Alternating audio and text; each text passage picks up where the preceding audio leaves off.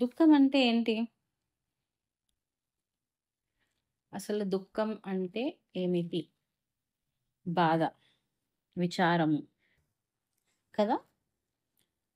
మనం బాగా మాట్లాడే పదాలివి.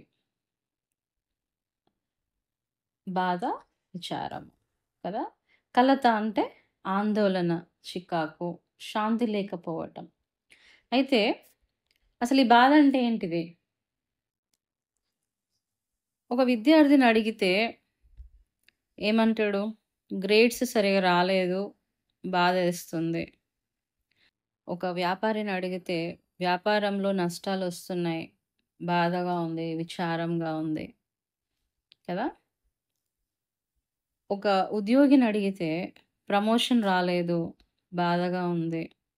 అదే ఒక మనిషికి హృదయానికి దగ్గరగా ఉన్న వ్యక్తి మరణిస్తే ఆందోళన, చికాకు కదా!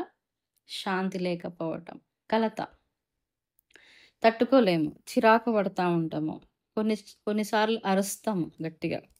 ఎవరితో సరిగ్గా మాట్లాడము.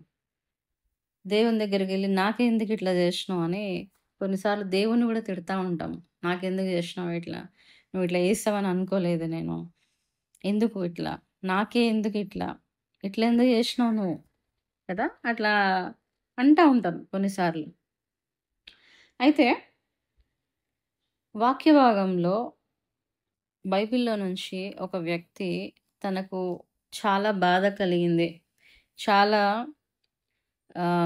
దుఃఖం కలిగింది.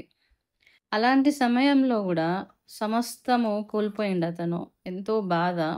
అయినా గూడా అతను ఏం జేషిండు అనేది చూద్దాం ఒకసారి. చూడండి.